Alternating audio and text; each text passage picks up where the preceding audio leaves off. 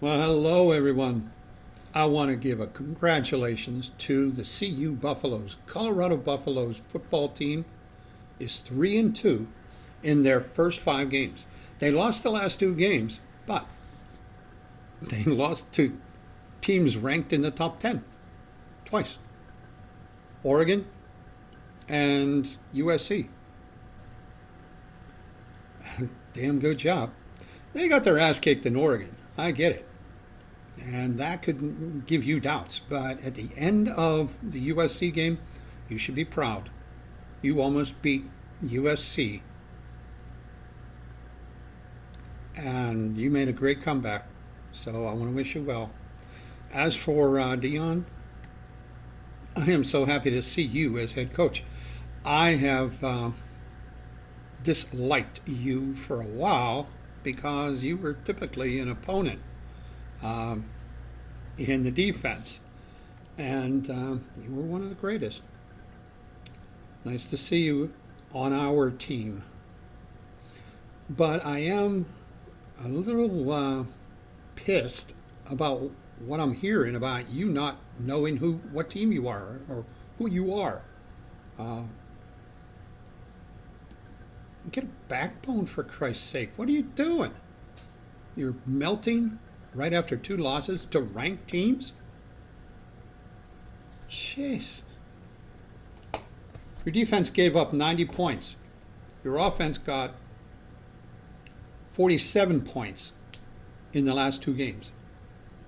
Work on the defense. Work on your offense. I hope it doesn't turn out to be like San Diego with Dan Fouts, where Dan would throw for 500 yards and still lose the game because no defense. I'm hoping it doesn't get to that. A great player, but you need defense. And you know that. But you need offense, consistent. And in Oregon, you didn't have it. You need an offensive line. You need to get that thing. In your recruiting, now you're going to have great recruiting opportunities, and you work on the offensive line.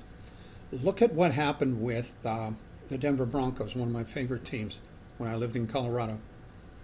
Look at what happened when they got an offensive line for John Elway. They won Super Bowls, didn't they? John Elway, Terrell Davis. Well, Terrell did the salute, but he got busted up. He had a great year. But what happened after that? Do you remember? The next 2 or 3, I think the next 3 running backs had $1,000 years. And it was because of the offensive line. Terrell was great, but he had the offensive line that got him into the linebacker core. And after that, it's up to the running backs. You know that. The good ones learn how to evade the linebackers, but the offensive line has to get them in there. They have to push through a line with elephants there, and you know what I mean by elephants. You remember Alabama? That's how they got the mascot of an elephant. They're the Crimson Tide.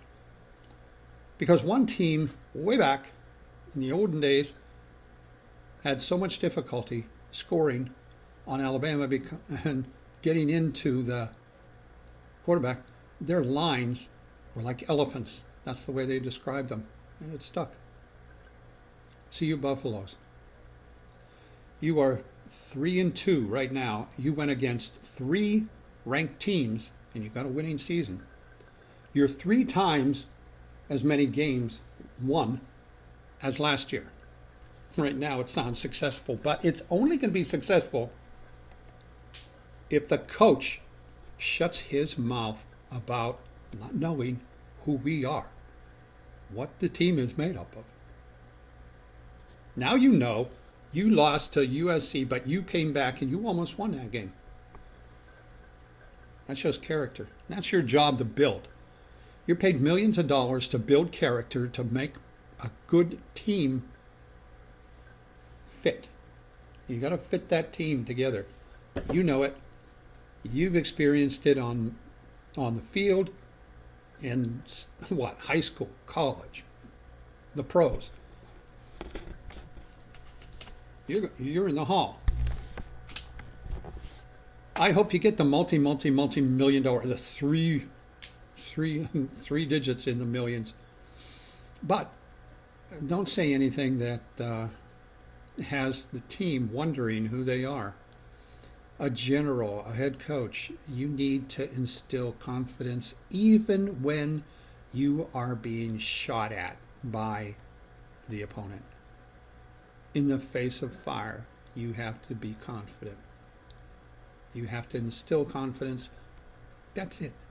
Make every road game a home game because of you, because of the spirit, because of the character of the people. You can do it. I've seen you on TV. You should be able to do the same thing in the locker room. From the looks out of it, 3-2 after 3 ranked teams. Yeah, you got 7 more games. Let's get a winning season. Oh, 7 games. 5 already. That's 12. So you're going to have to be at least 7-5. Let's go for 8-4, okay? Let's get a nice bowl game. And let's get realistic. I know I want you to be I want your record to be 10-2, but I don't think it's realistic. But it can be damn close if you got somebody like yourself instilling confidence in the team, in the players. I wish you well. I really do. Now, work on the offensive line in your recruiting. Also the running backs, yes, but work on the offensive line. Receivers, you can get speed anywhere. You know that. The NFL gets speed from track stars. Go to your track team and see who's really wanting to catch a ball deep. Throw it. Make your defense spread out. Spread that defense of the other team out by a couple sprinters. Just the thought of them going down the field all the time may open up that front line a little better. So, you know how that works. Let's do it. I wish I was there. I lived in Colorado for over 25 years, but developed elevation sickness and moved down to lower elevations. And shortly I'll probably be back in Boise area. But in the meantime, I guess I got to watch you on TV. I like what I see. I like what I hear. Except that comment about not knowing where you are or what your team is made up of. I don't got the exact quotes. I just saw it and got angry and made a video. I graduated CU Denver, the academic campus. That's what we called it. In 1991 with Masters in Management and Organization. I want to see you manage a winning season. I want to see you get a nice bowl game, and I want to see you in the holidays after your Utah game. Play one more game. Okay, in a couple of years you can play 2 or 3 more games after the last game of the season and get yourself into the playoffs. But you got to build. It'll take a couple of years, 2 or 3, 4 years to get into the playoffs, but I think you can do it. You'll be in the top 10 in 2 years. You'll be in playoff contention in the 3rd year, 3 years from now. That's my goal. Make it your goal and your team's goal. But build character first. They'll respond. Good luck, everyone. Go see you.